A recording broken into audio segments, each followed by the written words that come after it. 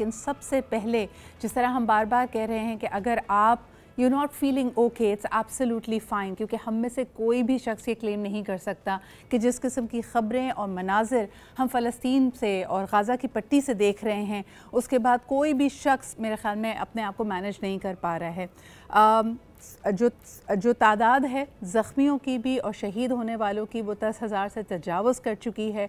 ज़िंदगी अजीरन है और यहाँ पे ये कहना ज़रूरी है कि इफ़ेक्टिवली जिस किस्म की बमबारी गुज़िश्ता कई दिनों से जारी है, उसके बाद फ़लस्तीन इज़ प्रैक्टिकली अनलिवेबल, यानी वहाँ पे किसी किस्म का इंफ्रास्ट्रक्चर बाकी नहीं बचा है। स्कूल हों, हस्पताल हों, सड़कें हों, घर हों, सब कुछ तबाह कर दिया गया है। और सबसे बढ़कर ये कि इस वक्त की सूरत हाल ये है कि वहाँ पे खाने पीने की जो ग़िज़ा की यानी क़िल्लत और पानी का शदीद बहरान इस वक्त सामने आ रहा है।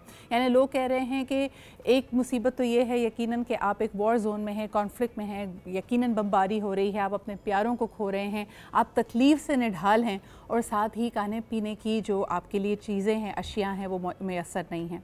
छोटे बच्चों की चीखों से, आहो बका से आपके कानों में ये जब आवाज़ें गूंजती हैं तो शायद आपके लिए अपने आप को सेन रखना, अपने आप को ज़ी शऊर रखना बहुत मुश्किल है। लेकिन अनफॉर्चुनेटली अक़वाम आलम के जो सुपर पावर्स, जो बड़े बड़े लीडर्स समझे जाते हैं, वो भी इस वक्त पता नहीं कानों में रुई डाल के बैठे हुए हैं। हाल ही में कल एक बड़ी स्टाइलाइज्ड फ़ोटोशूट सामने आई Kamala Harris, the vice president of America की, जिसमें उन्होंने कहा कि जी उनकी मुलाकातें हुई हैं इस ख़ित्ते के कई लोगों से कि किस तरह इस ख़ित्ते में इस जंग को फैलने से कंटेन किया जाए। सऊदीया का किरदार इस वक्त समझ नहीं आ रहा। सालिसी की हैसियत है उनकी, वो अपने डिप्लोमेटिक चैनल्स को इस्तेमाल भी कर रहे हैं या नहीं, क्योंकि यमन से होने वाले जो होती हमले हैं, जो रॉकेट्स हैं, उसको रोकने के लिए तो सऊदीया ने हामी भरी है, बल्कि कुछ ख़बरों के मुताबिक उसको रोका भी जा रहा है कि किसी किस्म की रेजिस्टेंस ना हो।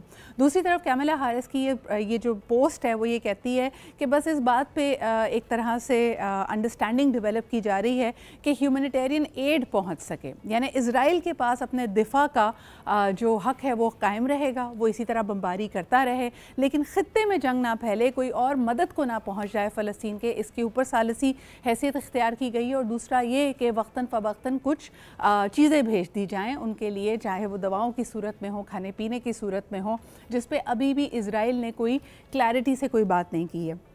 आई think the whole world is watching in disgust.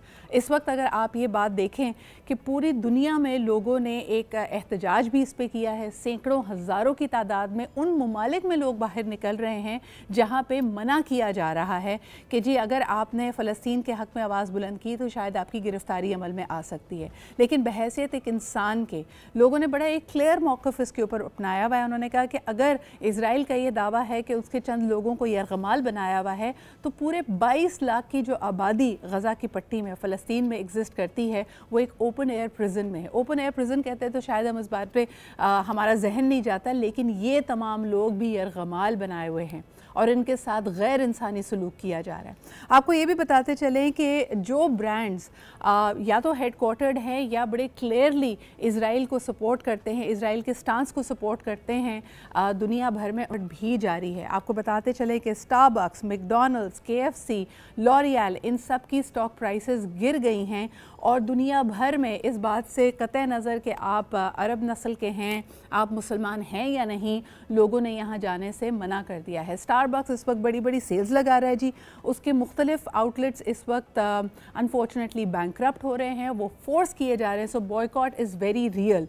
लोगों ने इसके ऊपर जो अपना एक अमली तौर पे एक मुजाहरा करना है कि दे रिजेक्ट दिस, क्योंकि यहाँ स्पेंड किया जाने वाला हर डॉलर, हर पाउंड वहाँ पे मदद करता है इज़राइल को अपने दिफा के अंदर। इसके अलावा मैकडॉनल्ड्स ने जी बड़ा ऐलान किया था कि IDF यानी इज़राइल की जो डिफेंस फोर्सेस हैं उसके लिए फ्री मील्स दी जाएंगी। उसके बाद एक गम गुस्सा लोगों का सामने आया है।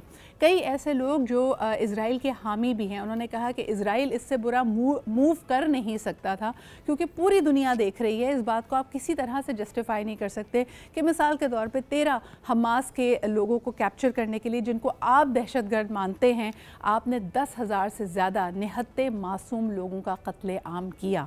The whole world is watching. और उन्होंने कहा इसराइल को और इसराइल के वजूद को आप इससे ज़्यादा नुकसान नहीं पहुँचा सकते थे। अब दुनिया में जहाँ जहाँ भी इसराइली नेशनल जाता है या जूइश कम्यूनिटी है वो अपने आप को गैर महफूज महसूस कर रही है। आपको ये भी बताते चलें कि फार राइट की जमात समझी जाती है नेतन्याहू की, और विद इन इसराइल भी इसके हवाले से कई मुजाहरे हो रहे हैं।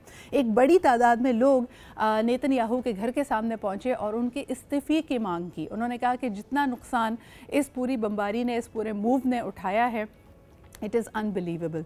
कुछ और इतलात हमारे सामने ये भी आ रही हैं कि इनका जो दिफा का निज़ाम था, जो डोम के बारे में बार बार बात की जाती है, हैरत की बात है, लोगों ने कहा ऐसा कभी नहीं सुना था कि इसराइल के दागे में rocket for some odd reason पलट कर दोबारा इसराइल की ही टेरिटरी में गिर गए। ये वाक़या भी अभी 1-2 रोज़ पहले हुआ है। लोगों ने कहा कि what exactly is happening there. लोगों ने इसके ऊपर हैरत का भी इजहार किया, इसको एक मौजज़ा भी माना, लेकिन समहाउ जी जो मुश्किलात हैं इसराइल की उसमें भी इजाफा हो रहा है। रेजिस्टेंस अभी भी जारी है।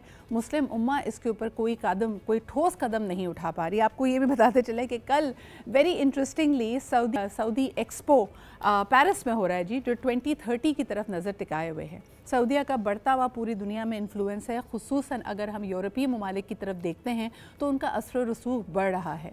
लेकिन क्या इस असर रसूख को फ़लस्तीन के इशू के लिए इस्तेमाल किया जाएगा? That is yet to be scene.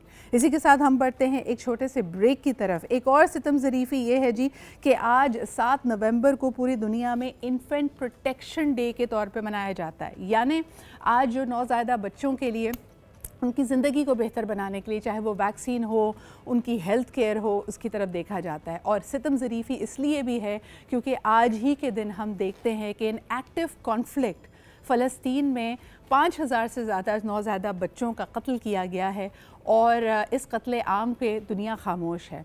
ये आपको और भी बताते चले कि पूरे साल में मुख्तलिफ़ कॉन्फ्लिक्ट्स में इतने बच्चों की अमवात वाक़ई नहीं होती, कॉन्फ्लिक्ट की बात की जा रही है, जितनी ये गुज़िश्ता चंद रोज़ में फ़लस्तीन में हुआ है। And the world is silent.